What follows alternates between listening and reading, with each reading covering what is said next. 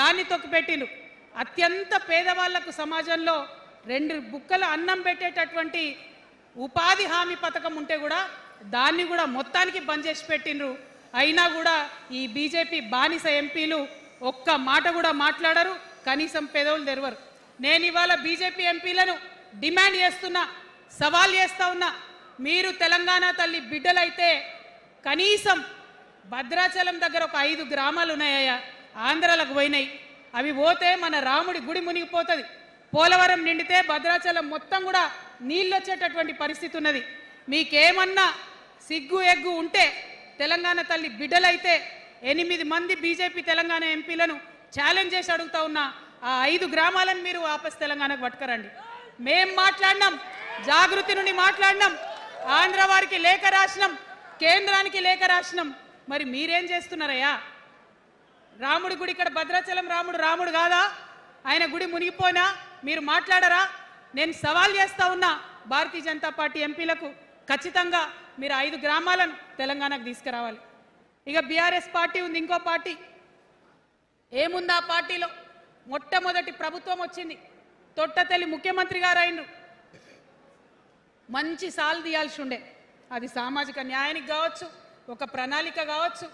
3 ముఖ్యమైన అంశాలతో తెలంగాణ తెచ్చుకున్నాం: నీళ్లు, నిధులు, నియామకాలు. ఏం చేసింది బీఆర్ఎస్ పార్టీ? నీళ్ల కోసం 10 సంవత్సరాలలో 1,89,000 కోట్ల రూపాయలు ఖర్చు పెట్టింది. 1,89,000 కోట్ల రూపాయలు ఖర్చు పెట్టి ఎన్ని ఎకరాలకు నీళ్ళు ఇచ్చిందంటే 14 లక్షల ఎకరాలకు నీళ్ళు ఇచ్చింది. అందులో 2 పెద్ద ప్రాజెక్టులు, ఒకటి పాలమూరు, ఇంకోటి కాళేశ్వరం. ఆ రెండిటికి కలిపి 1,21,000 రూపాయలు ఖర్చు పెట్టింది. ఎన్నిటికి నీళ్ళు ఇచ్చిరాయా? ఎన్ని ఎకరాలకంటే 1,00,000 ఎకరాలకు నీళ్ళు ఇచ్చిరు. ఈ మాట బాధతో చెప్తున్నా. నేను కూడా బీఆర్ఎస్ అప్పుడున్న టీఆర్ఎస్కి నేను కూడా నా రక్తాన్ని, నా చెమటని, నా సమయాన్ని కుటుంబంతో పిల్లలతో గడపాల్సిన టైంలో టీఆర్ఎస్ పార్టీ బలోపేతానికి పనిచేసిన వ్యక్తినే నేను కూడా. ఆనాటి కేసీఆర్ వేరు, ఇప్పటి కేసీఆర్ వేరు. ఆనాటి కేసీఆర్కి తెలంగాణలో చేనేత కార్మికులు చచ్చిపోతుంటే భిక్షాటన చేసిన కేసీఆర్ ఆనాటి కేసీఆర్. ఇయాలటి కేసీఆర్ మారిన మనిషి, మనిషి, మన మనిషి కాదు. ఏమైంది ఇయాలటి కేసీఆర్కి? హైడ్రాల ఇల్లు కూలిపోతుంటే అరుస్తున్నారు, అన్నా ఎక్కడున్నావు రా, వచ్చిండ్రా? రాలే. వెలుగుమట్ల ఇల్లు కూలితే వచ్చిండ్రా? రైతులకు వర్ష బీభత్సమై మొత్తం పొలాలు మునిగిపోతే వచ్చిండ్రా? చేవెళ్ళ దగ్గర బస్ యాక్సిడెంట్ అయితే వచ్చిండ్రా? ఎక్కడ చిన్న కష్టం వచ్చినా ప్రజలకు ఆ సారు రారు, ఆ సారు రారు. ఎందుకంటే ఆయన మారిన మనిషి, మనిషి, గుంటనెక్కల తోడేళ్ల చేతిలో ఖైదీ అయినటువంటి మనిషి, మన మనిషి కాదు. బాధతో, దుఃఖంతో,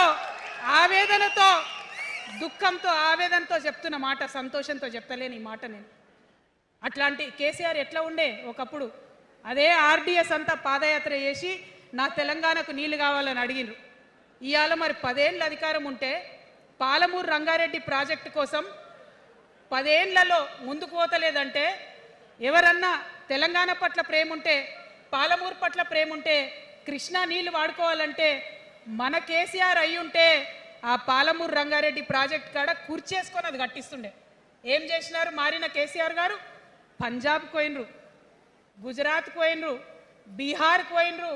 మేము మొత్తం రాష్ట్రంలో పీక్ కట్టలు కట్టాం, నేషనల్ పార్టీ పెడతామని పోయినరు తప్పితే తెలంగాణ ప్రజలను పట్టించుకోలేదు. పట్టించుకుని ఉంటే, కేంద్రంతో గొడవ పెట్టుకోకుండా ఉంటే ఇవాళ పాలమూరు రంగారెడ్డి పారకపోతుండేనా? నేను అడుగుతా ఉన్నా స్ట్రేట్గా. ఇన్ని రోజులు నేను ఎన్ని మాటలు మాట్లాడినా బీఆర్ఎస్ పార్టీ నాయకులు ఒక్కరు కూడా బయటకు వస్తలేరు, సమాధానం చెప్తలేరు. దీనికి మీరు సమాధానం చెప్పకపోతే ప్రజలే మిమ్మల్ని బయటకు లాగి సమాధానం చెప్పేటట్టు చేస్తారని కూడా ఈ సందర్భంగా నేను తెలియజేస్తా ఉన్నా.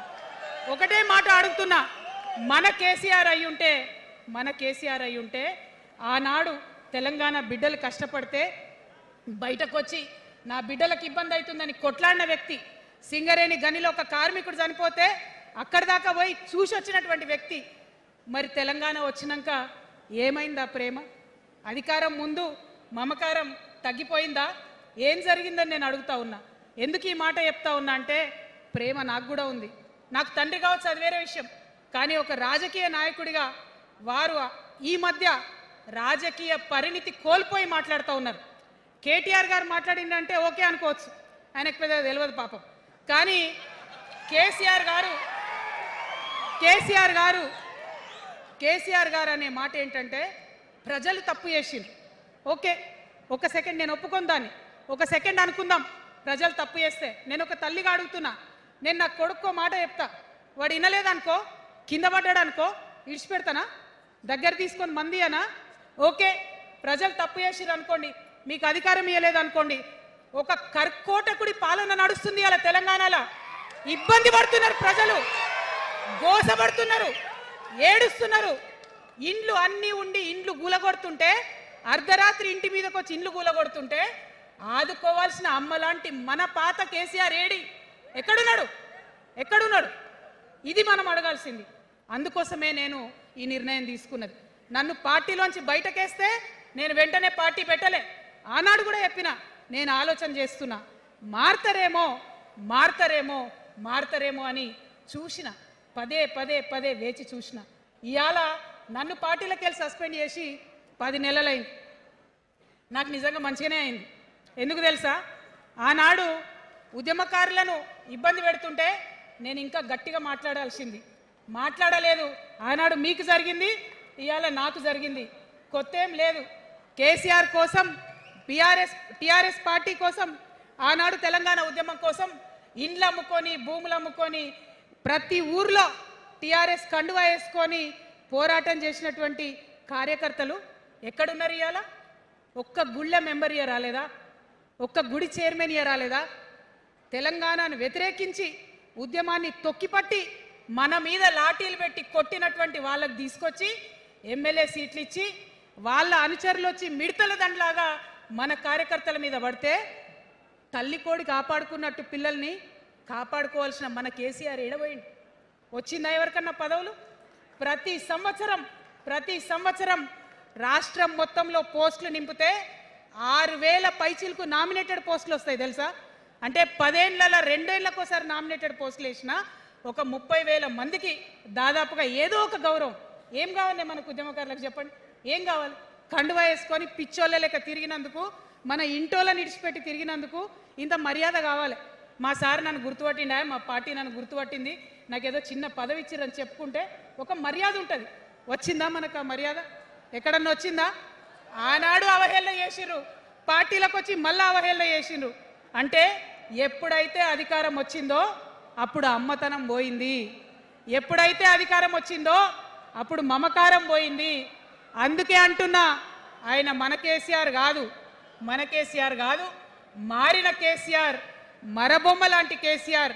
కాబట్టే ఇవాళ నేను నిలబడి యుద్ధం చేస్తా ఉన్నా. ఈ గడ్డకు ఈ తెలంగాణ రాష్ట్రానికి ప్రాణాలు అడ్డం పెట్టుకొని మన ప్రజలను కాపాడాల్సినటువంటి వ్యక్తులు కావాలి, అటువంటి సైన్యం కావాలి. సైన్యం అయిదామా? సిద్ధంగా ఉన్నారా? ఎట్లయితే ఉద్యమం అప్పుడు కడుపు కట్టుకొని కాలు కట్టుకొని పనిచేసినామో ఇప్పుడు అట్లా పనిచేయాల్సినటువంటి అవసరం ఉన్నది. ఇవాళ ఒక్క పాలమూరు రంగారెడ్డి కాదు, కాళేశ్వరంలో జరిగినటువంటి అవినీతి. ఒక మాట ఆలోచించాలి. మన కేసీఆర్ అయితే ఏమన్నాడు అప్పుడు ఉద్యమంలో? నా బిడ్డ కానీ నా కొడుకు కానీ తప్పు చేస్తే తీసి పారేస్తా పార్టీలకు వెళ్ళన్నారు. ఇవాళ నేనేం చేసిందే మీకు తెలియదా? నేనేం చేసిన? కాళేశ్వరంలో అవినీతి జరిగిందన్నమాట చెప్పిన.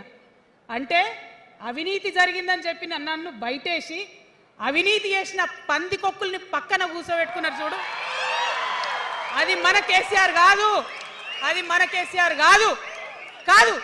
ఆత్మలేని మరబొమ్మ ఇప్పుడున్న కేసీఆర్. మన కేసీఆర్ కాదు. మన కేసీఆర్ అయితే కళ్ళెత్తి చూసే ధైర్యం ఉండకుంటుండే, కాళ్ళు మొక్కేటటువంటి తత్వం ఉంటుండే. ఇవాళ అది మన కేసీఆర్ కాదు. కాబట్టే ఎదురుగా నిలబడి కొట్లాడతా. నాతో కలిసి వస్తారా? సిద్ధమేనా? ఇవాళ బీఆర్ఎస్ పార్టీ చేస్తున్నటువంటి అనేక తప్పులు, అనేక అంశాలు ఉన్నాయి. ఒకటి కాదు, రెండు కాదు. ఇది ప్రారంభం మాత్రమే. మొదలు పెట్టినాం, జస్ట్ ఇల్లలికినాం. In front there is crocodiles festival. తర్వాత తర్వాత చాలా చెప్పేది ఉంది, అప్పుడు చెప్దాం. ఇప్పుడు ఏం జరుగుతుంది ఈ రాష్ట్రంలో? ఒక కర్కోటకుడు ఆయన పరిపాలన జరుగుతుంది. బాధ అనిపిస్తుంది ఒక పొలిటికల్ లీడర్ని కర్కోటకుడు అనాలంటే. కానీ అనక తప్పని పరిస్థితి. ఎందుకంటే మొన్న ఖమ్మంలో వెలుగుమట్లలో అన్ని పర్మిషన్స్ ఉన్నాయి, అన్ని కాయిదాలు ఉన్నాయి. అర్ధరాత్రి పోయి ఇల్లు కూలగొడితే ఒక నిండు గర్భిణి టెన్షన్తోని అబార్షన్ అయిపోతే ఆ తండ్రి ఏడ్చిన ఏడ్పులు, ఆ తండ్రి రోదన ఇంకా కూడా ఈ చెవులకు వినబడుతుంది. కాబట్టి ఇప్పుడున్న సీఎంని కర్కోటకుడనే అంట, హిట్లర్ అనే అంట. 2 నెలల చిన్న పాప పసికందు కుమ్మెర గ్రామంలో చచ్చిపోతే ఇప్పటి వరకు కూడా కేసు పెడతలేరు. హోంమంత్రి కూడా ముఖ్యమంత్రే, ఆయనకు తీరిక లేదు పాపం. చిన్న పసికందు చచ్చిపోతే ఇప్పటి వరకు కేసు పెడతలేరు. అందుకే అంటున్నా, కర్కోటకుడైనటువంటి సీఎం పరిపాలనలో ఉన్నాం. ఖచ్చితంగా కొట్లాడాల్సిందే. మనం ఏదైతే గురుకులాలు ఉన్నాయో వాటిలో విషం పెట్టి పిల్లల్ని చంపుతా ఉన్నారు. అయినా సరే విద్యాశాఖ మంత్రిగా ఉన్న సీఎం మాట్లాడతలేడు. అందుకే కర్కోటకుడు అంటా ఉన్నాం, అందుకే హిట్లర్ అంటా ఉన్నాం. కర్ల రాజేష్ అనేటటువంటి దళిత యువకుడు కస్టడీలో చచ్చిపోతే ఇప్పటి వరకు కూడా దానికి బాధ్యులైన పోలీసులను ఏం చర్యలు తీసుకోలేదు వాళ్ళ మీద. అందుకే కర్కోటకుడు అంటా ఉన్నాం, అందుకే హిట్లర్ అంటా ఉన్నాం. పిడికిలి బిగించి ఇప్పుడున్నటువంటి రాక్షస కాంగ్రెస్ పైన ఖచ్చితంగా కొట్లాడతాం, అందరికన్నా ఎక్కువ కొట్లాడతాం.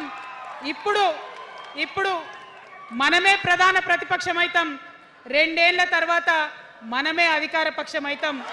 ఖచ్చితంగా అధికారంలోకి వస్తాం. ఎందుకోసం వస్తాం అంటే నేను ఒక మాట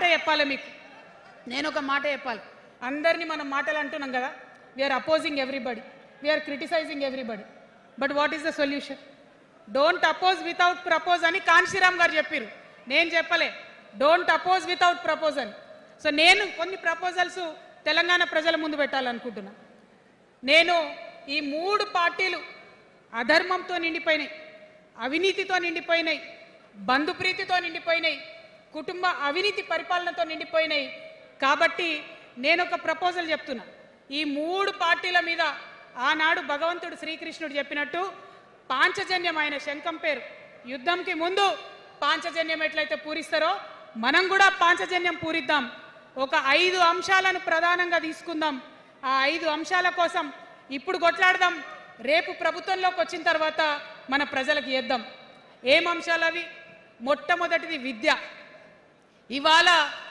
ఇవాళ గవర్నమెంట్ స్కూల్స్ అంటే ఆనాడు కేసీఆర్ గారు స్కూల్ బంద్ చేసుకుంటూ వచ్చారు, అదే రేవంత్ రెడ్డి గారు కొనసాగిస్తున్నారు.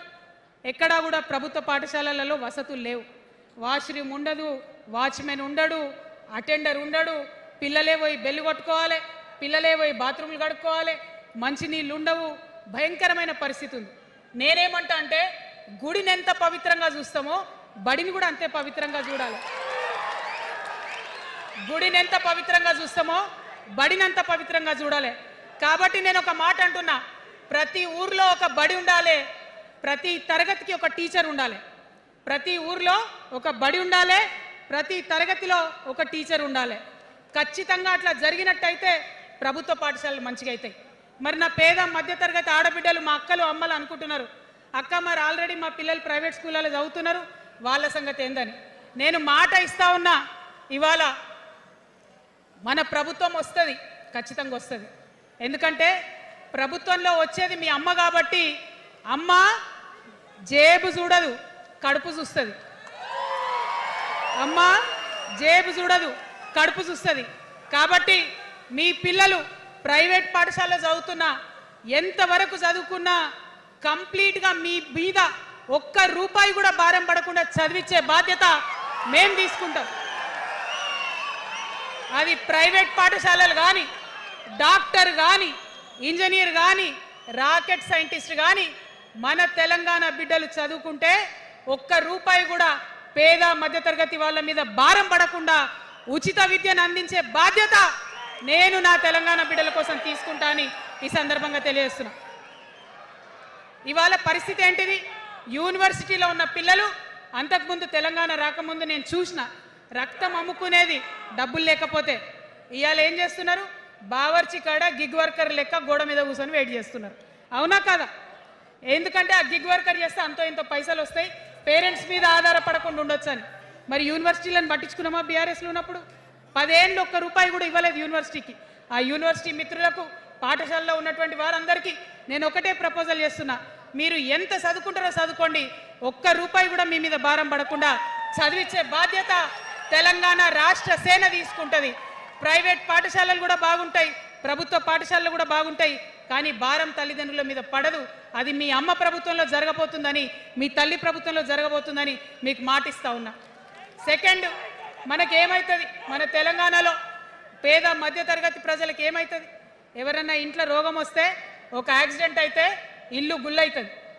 అందుకే ఆలోచన చేసి వైద్యం గురించి ఒక నిర్ణయం తీసుకున్నా. మన రెండో అంశం పాంచజన్యంలో వైద్యం.